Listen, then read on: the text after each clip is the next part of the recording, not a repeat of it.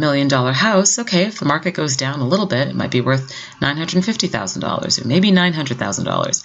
But after that market corrects itself, it's going to go back to being worth more than $1 million. So it's one of the reasons that I'm so passionate about buying real estate, because for me, it's only upside in the next 20 years. Again, not every single year is an up market, and we have been very fortunate in Toronto that every single year for the last 14, 15 or so years has been an up market.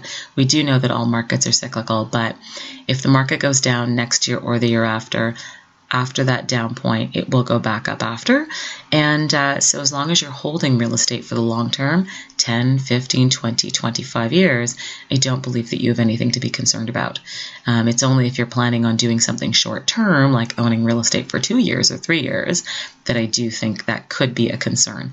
But then I would sort of ask myself, why are you only holding that real estate for 2 or 4 or 5 years? It makes sense to hold something for longer to make sure that you can get the absolute best value out of the property. Like I said, when I finish working, I want to make sure that I have assets, and I want to make sure that I have income coming in. So if I look at what happens when I turn 65, because I have a rental property, it'll be paid off by then. That's the other thing that's great. So at 65, I can make some choices, and it allows me to have choices by owning a real estate property. I can continue to be a landlord and continue to get a few $1,000s a month, 3, 4, 5,000, whatever I'm up to at that point each month. Or if I don't feel like being a landlord, I can sell the property and there's $1 million or so in the bank right there.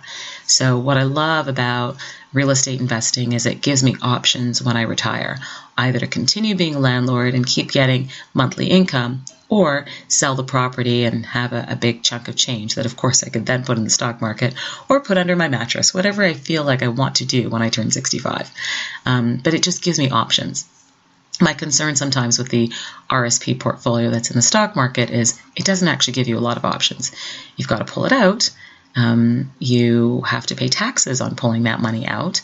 So if you have put too much money in your RSP over the last few years, then all of a sudden you're going to actually be taxed at a high income.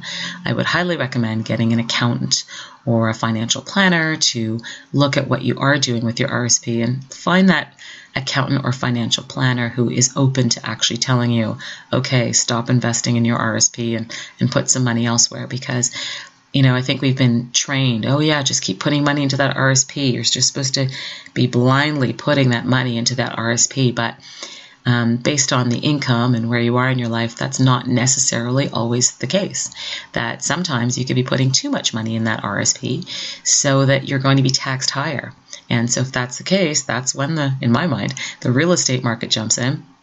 And it's time to invest in real estate and purchase a property that you can rent out so that you have a way to diversify your income when you retire. Because again, if that stock market crashes and your RSP is decimated, it's nice to know that you have a backup plan and that you know that you have some other options.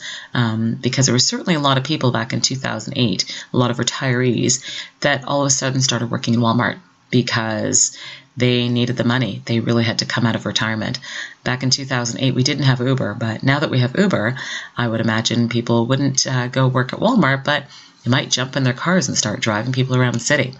Although now that it's 2016, 20 years from now, who knows? Will Uber still exist? Will we all be driving automatic cars the way they do in the Jetsons? Who knows? And who knows how to predict that? But I certainly recommend buying an investment property. If you are a first-time buyer, start buying your first place and make sure that you get a good deal on it and buy it with a basement apartment so that you get some additional income coming in. Even there's a lot of families out there with not a lot of incomes that, they're looking for extra ways to make cash. And I would certainly recommend having a basement apartment. If it's not a legal basement apartment, I would recommend hiring someone like a fire consultant to make sure that your basement apartment is safe, making sure that you have the proper fire-rated doors and you have the proper items down there so that the person living in your basement can be very safe. But I highly recommend getting a basement apartment to help pay the bills. I know a lot of people, sometimes they get strapped for cash and they seem to only want to live live in their large house by themselves without sharing it with other people. But let me tell you, having the basement apartment is certainly a help to anyone's budget. It allows you to be able to write off a third of your property in property taxes, in improvements that you might make to the house. So for example, if you're fixing the roof of your house because you have a basement apartment, now you can write off a third of that roof expense. So there's lots of hidden gems in getting a basement apartment, and you obviously want to make sure that you do your due diligence to get just the right tenant so you don't have any issues.